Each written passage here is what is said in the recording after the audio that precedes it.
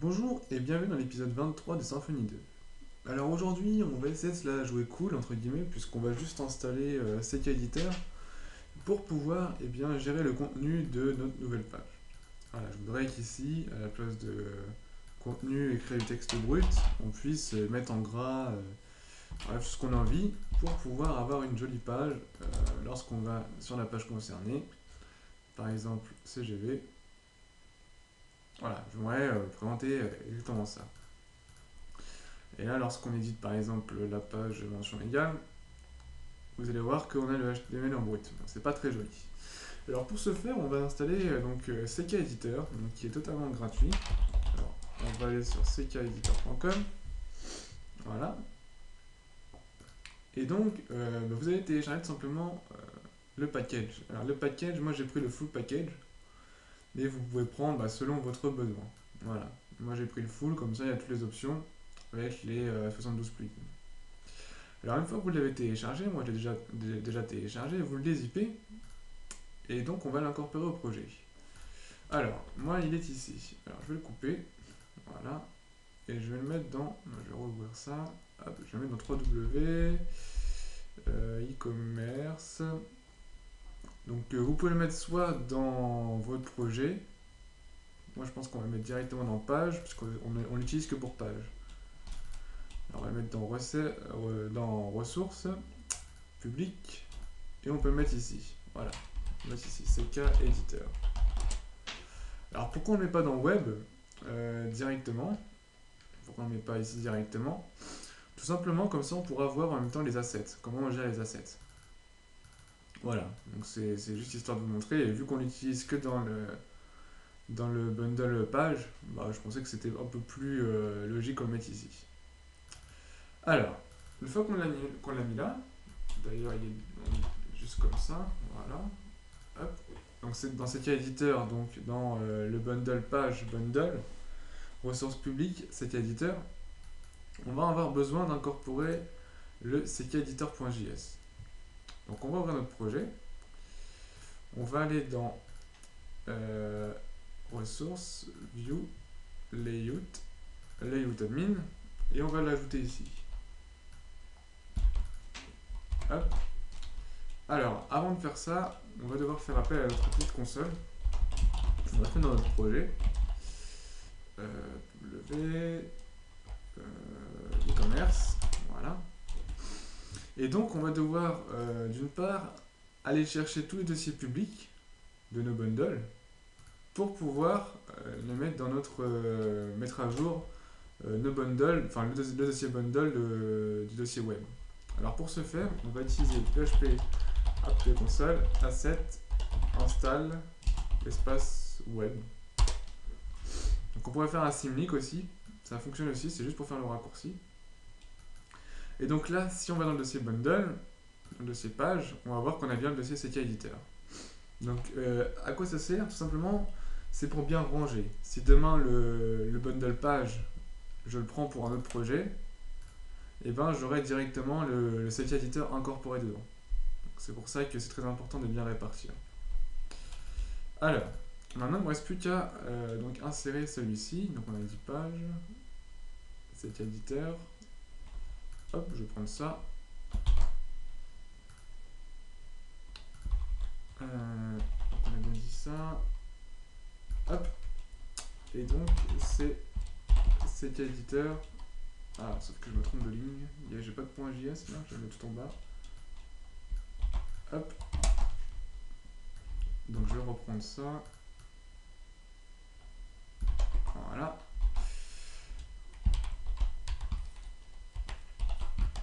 Hop là. Donc je vais juste changer ça.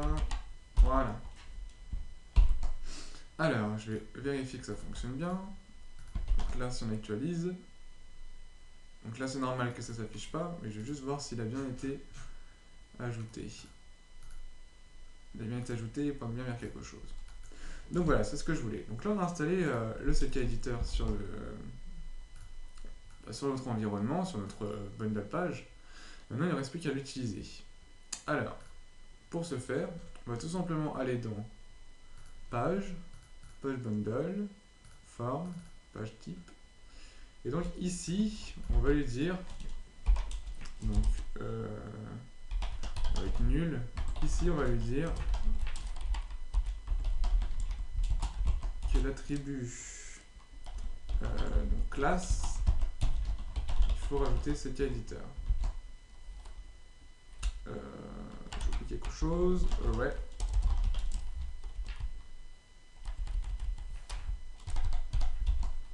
Voilà, donc je crois que ça suffit, mais je ne suis pas sûr. Voilà, donc ça suffit. Donc là, on a attribué au texte là, d'ailleurs on peut même mettre texte là si on veut.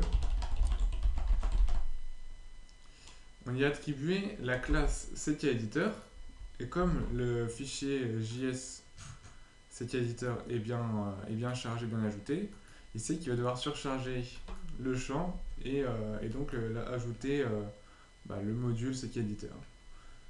Bon, après on peut voir que c'est pas top niveau comment dire, niveau espace, ça prend pas tout l'espace. Alors on peut modifier ça dans la vue peut-être. Alors on va se rendre dans la vue.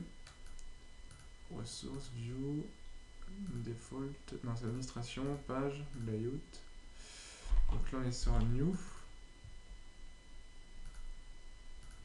Alors on a un spawn 4, on pourra mettre un spawn 12 pour que ça prenne toute la longueur. Ah, peut-être un peu trop grand, oui j'avais oublié. On prend un spawn 7, j'avais oublié de prendre ça. On peut augmenter encore un peu je pense, 8. Allez, 9 et on arrête là. Voilà. Donc là, c'est beaucoup mieux pour remplir son contenu et pouvoir éditer ce qu'on veut. On va peut-être mettre un BR ici.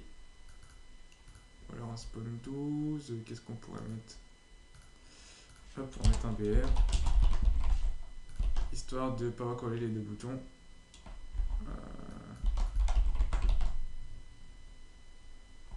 Ah non. Ah non, je sais pourquoi. Donc ça va falloir styliser. Bon, on stylisera plus tard. Alors, ce que je veux, c'est juste vous montrer pourquoi on a fait ça. Et ce que ça peut donner une fois qu'on édite par exemple CGV. Ah oui, il faut que je le fasse aussi pour edit.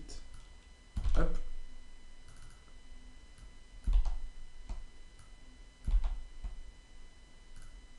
C'est 9. On actualise.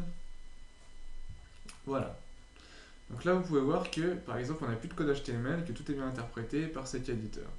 Et donc l'avantage, c'est que si par exemple item brand en catégorie, je veux modifier quelque chose, je veux mettre un point d'exclamation et je veux le souligner. Et si je l'édite, hop, j'actualise mon contenu. Et là, on voit bien que le point d'exclamation s'est rajouté avec le soulignement. Donc l'avantage, c'est qu'on peut faire absolument tout. Donc il y a pas mal d'options. On peut même voir le HTML qui est généré derrière. On peut créer un nouveau dossier, enfin un nouveau fichier. Seulement, on n'a plus de contenu. On peut se centrer. Il y a vraiment beaucoup de choses. Si vous ne connaissez pas, je vous invite à tester toutes les fonctionnalités. On peut changer la typo, etc. Et donc à tester le rendu. Aussi, il y a plusieurs modules qui existent, des modules supplémentaires, qu'on peut aller voir directement dans la documentation. Voilà, si on va sur les add-ons, donc il y en a pas mal, il y en a des payants et des gratuits. Donc il suffit d'aller voir au niveau des plugins ce que vous avez besoin. Donc voilà, donc je pense qu'on a fait le tour au niveau de celui-ci. Donc c'est un petit tutoriel court, histoire de s'en remettre dans le bain, puisque ça fait une bonne semaine que j'ai pas refait tuto Symfony. Donc voilà, je voulais vraiment recommencer progressivement, puisque le prochain tutoriel va porter sur une nouvelle fois sur les formulaires. Mais on verra ça un peu plus poussé, puisqu'on fera l'imbrication de formulaires. Donc ça peut être pas mal, d'une part pour vous, de voir comment ça fonctionne. Donc comme ça, on fait un tutoriel cool avant de passer à un peu plus dur. Alors j'espère que celui-ci, comme je disais, vous a plu, que vous trouvez ça peut-être agréable de pouvoir présenter un peu mieux son contenu, et que vous êtes toujours aussi passionné par le fait de créer son site e-commerce, sachant qu'on arrive bientôt à la fin, puisqu'il ne restera plus que ces 4 choses-là à faire. Gérer les produits, les catégories, les commandes, et peut-être les clients, pourquoi pas. Après on verra, je pense que je ferai des tutoriels qui seront en rapport avec le site e-commerce, mais ce sera des sortes d'add-ons en fait. Donc, voilà. Donc je vous donne rendez-vous au prochain tutoriel. Et donc je vous souhaite comme d'habitude un bon courage pour la suite. Essayez de toujours vous entraîner, d'aller toujours plus loin.